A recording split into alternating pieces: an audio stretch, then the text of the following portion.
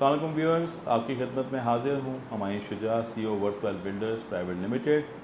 आप लोग हमारे व्लॉग्स देखते रहते हैं, उस पर आप कमेंट्स देते हैं, उस पर आप लाइक्स देते हैं। यकीनन हमारी ख्वाहिश भी यही होती है और कोशिश भी होती है कि हम अपने व्लॉग के ज़रिए आपके मालूमात में इजाफ़ा करें, एक अच्छी और सेफ़ इन्वेस्टमेंट के हवाले से, अपनी प्रॉपर्टी की वेल्थ को मैक्सिमाइज़ करने के हवाले से और एक बेहतर फ़ैसला करने के हवाले से। आज का व्लॉग भी इसी सिलसिले की एक कड़ी है कि लास्ट व्लॉग में जैसे मैंने अर्ज़ किया था आपसे कि आपको कमर्शियल प्रॉपर्टी, रेजिडेंशियल प्रॉपर्टी या फार्म लैंड प्रॉपर्टी, ये यूजुअली 3 किस्म की प्रॉपर्टीज़ होती हैं जिसमें आप इन्वेस्टमेंट कर सकते हैं। तो बताया गया था कि कमर्शियल प्रॉपर्टी के क्या फ़वाइद हैं। इसी सिलसिले की कड़ी को आगे लेकर चलते हैं और आज हम आपको ये बताएंगे कि जब आप ये डिसाइड करें कि किसी कमर्शियल प्रोजेक्ट में इन्वेस्टमेंट करनी है तो किस कमर्शियल प्रोजेक्ट में आपको इन्वेस्टमेंट करनी चाहिए। ये यकीनन एक बहुत अहम फ़ैसला है। सबसे पहले तो देख लें कि कमर्शियल प्रॉपर्टी या कमर्शियल प्लाजा जो होता है उसमें किस किस्म की प्रॉपर्टीज़ होती हैं। आम तौर पे जो निचले फ्लोर्स होते हैं वहाँ शॉप्स होती हैं जो महंगी होती हैं यकीनन, लेकिन उनकी जो प्रॉफिटेबिलिटी है, जो अप्रिसिएशन है और जो किराया है वो भी यकीनन ज़्यादा होता है। और जब हम ऊपर के फ्लोर्स की बात करते हैं तो उसमें ऑफिसेज़ भी हो सकते हैं, सर्विस अपार्टमेंट्स भी हो सकते हैं और इसके साथ साथ आपके रेजिडेंशियल अपार्टमेंट्स भी हो सकते हैं। हम जब बात करते हैं एक अच्छा कमर्शियल प्रोजेक्ट जिसमें आपको इन्वेस्टमेंट करनी चाहिए, तो कुछ आज आपको मैं टिप्स दूंगा जिन पे अगर आप फॉलो करेंगे तो एक महफूज इन्वेस्टमेंट की तरफ आप अपने आप को ले जाएंगे, एक इंटेलिजेंट एंड एजुकेटेड डिसीजन की तरफ अपने आप को ले जाएंगे। देखें, सबसे पहले तो बात ये याद रखिएगा कि वो जो कमर्शियल प्रोजेक्ट जिस भी इलाके में है उस कमर्शियल प्रोजेक्ट की सराउंडिंग को देखिए सबसे पहले कि वो कितनी पॉपुलेटेड है। कमर्शियल यही किसी भी इलाके के कमर्शियल जिसको मरकज़ भी कह सकते हैं वो डिपेंडेंट होता है एरिया पॉपुलेशन पे। तो जितनी उसकी सराउंडिंग एरिया पॉपुलेशन ज़्यादा होगी, जितना वो इलाका आबाद होगा, उतने लाइकली चांसेस हैं कि कल कलां को ये कमर्शियल प्रॉपर्टी किराए पे लगेगी और आपकी जो इन्वेस्टमेंट है उस पर आपको अच्छे रिटर्न्स आएंगे। ये बात याद रखिएगा। बिल्डर्स कमर्शियल प्रोजेक्ट बनाता है, बायर उसके अंदर इन्वेस्टमेंट करता है, ख़रीदता है, लेकिन इन रियलिटी इसको चलाने वाला जो है वो एक शॉपकीपर होता है, टेनेंट होता है, जो कि कारोबार शुरू करता है, अपने लिए रिस्क हलाल कमाता है अपने बच्चों के लिए और वैल्यू ऐड करता है। और इवेंचुअली क्या होता है कि उस प्रॉपर्टी की वैल्यू बढ़ती जाती है क्योंकि वो किराए पे लगी हुई प्रॉपर्टी होती है, उसमें बिज़नेस हो रहा होता है। ये याद रखिएगा कि सबसे पहला कुलिया वो आपको ये देखना चाहिए कि उस कमर्शियल एरिया के अंदर, हब के अंदर, जहाँ पे आप इन्वेस्टमेंट करने जा रहे हैं, चाहे वो शॉप है चाहे वो अपार्टमेंट है, उसके इर्द गिर्द सराउंडिंग पॉपुलेशन कितनी है और कैसी है। मतलब कहने का कैसी से ये है कि क्या उनके पास इतनी पॉकेट हैं कि वो शॉपिंग कर सकें वहाँ आके, ठीक है। तो ये एक बहुत इंपॉर्टेंट कुलिया है। दूसरी चीज़ ये है कि आपने जब उस एरिया को डिसाइड कर लिया कि यहाँ पे मुझे कमर्शियल इन्वेस्टमेंट करनी चाहिए, तो फिर उसके बाद अगला क्वेश्चन ये आ जाता है कि किस साइज़ के कमर्शियल प्रोजेक्ट में आपको जाना चाहिए। आम तौर पे कमर्शियल प्रोजेक्ट्स होते हैं, इनके 2 साइज़ होते हैं, बल्कि 3 साइज़ कह सकते हैं। जो छोटे प्रोजेक्ट्स होते हैं उनको हम आर्केड कहते हैं, 5 मरले, 10 मरले, 15 मरले या 1 केनाल तक के।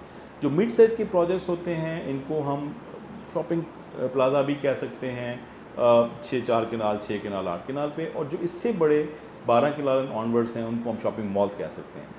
अच्छा, शॉपिंग मॉल जो हैं क्लेम बहुत ज़्यादा किया जा रहा है आजकल कि हमारा मॉल है, हमारा मॉल है, लेकिन याद रखिएगा शॉपिंग मॉल, हर शॉपिंग मॉल ज़रूरी नहीं है कि एक ऐसी सक्सेस साबित हो जैसे कि मे बी ट्विन सिटीज़ के आपके जो आइकॉनिक मॉल्स हैं जैसे सेंटोरस है या फिर गीगा मॉल है। हर एक शॉपिंग मॉल की किस्मत में इतना अरूज नहीं होता।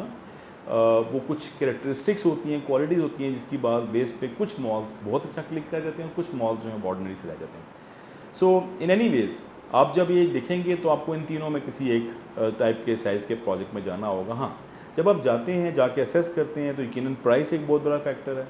इसके साथ साथ बिल्डर की रेपुटेशन जो आप उनसे मिल के भी जज कर सकते हैं और मार्केट से भी आपको कुछ ना कुछ आपको आइडिया मिल जाता है। ये रिसर्च करना भी आपका एक हक है जो आपको कर लेनी चाहिए, ठीक है, कि उस बिल्डर ने आया क्या है, कितने पहले प्रोजेक्ट्स बनाए हैं, सक्सेसफुली कंप्लीट किए हैं, नहीं किए हैं। और इसके साथ साथ जो मज़ीद इन्फॉर्मेशन आपको उस बिल्डर के हवाले से, उस कंपनी के हवाले से चाहिए, वो आपको एक तहकीक करके करना चाहिए। जो एक मसनून तरीका है कि कम से कम 3 प्रोजेक्ट्स को लाजमी कंसिडर करें उस साइज़ के। अगर आप स्मॉल साइज़ में जा रहे हैं, मीडियम में, तो उस साइज़ के 3 प्रोजेक्ट को लाजमी आप विज़िट करें ताकि आपको प्राइसेस का आइडिया हो जाए, आपको डेवलपमेंट स्टेज का आइडिया हो जाए और आप एक ऐसा फ़ैसला ना करें जो कि एक तरफ़ा फ़ैसला या आपके ख़िलाफ़ जाने वाला फ़ैसला हो। एक और इम्पॉर्टेंट फैक्टर जो है वो ये होता है कि अक्सर आपके जो बिल्डिंग्स हैं वो आपको मंथली रेंटल्स ऑफ़र कर रहे होते हैं, डिस्काउंट्स ऑफ़र कर रहे होते हैं। अच्छा, कुछ लिहाज से जो हमारी इन्फॉर्मेशन है उसके मुताबिक ये जायज़ नहीं है, रेंटल ऐसी किसी चीज़ का नहीं दिया जा सकता जो कि एग्जिस्ट ना करती हो। सो एक पैरामीटर ये भी हो सकता है कि आया वो कंपनी, उसके बोर्ड के ऊपर कोई शरिया एडवाइज़र या शरिया कंसल्टेंट हैं।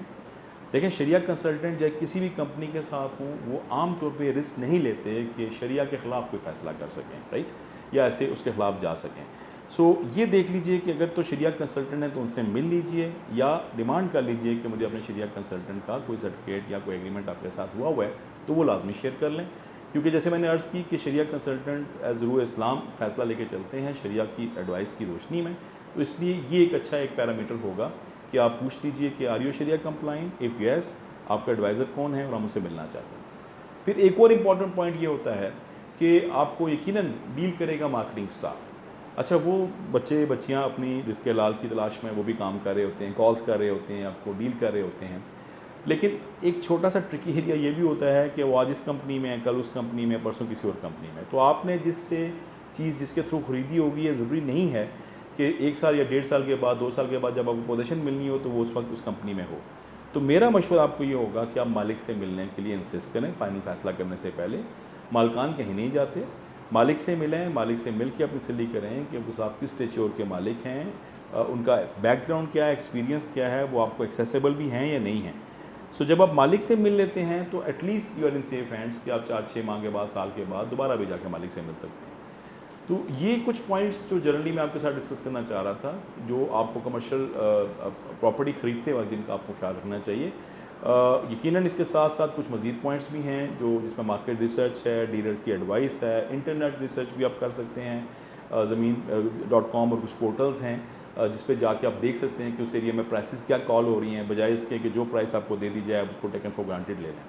तो उम्मीद है कि ये इनपुट्स या ये जो आपको मैंने पॉइंट्स बताए हैं, इनको जब आप फॉलो करेंगे तो आप एक बेहतर एजुकेटेड फ़ैसला कर सकेंगे, एक अच्छी इन्वेस्टमेंट कर सकेंगे, चाहे वो शॉप्स में हो, चाहे वो अपार्टमेंट्स में हो। चैनल देखते रहने का शुक्रिया, सब्सक्राइब करने का, लाइक करने का शुक्रिया। अपनी आरा से मैं नवाजिएगा। इंशाअल्लाह इसी सिलसिले की मज़ीद कड़ी के साथ फ्यूचर में हाज़िर होंगे। अपना ख्याल रखिएगा। अस्सलाम वालेकुम।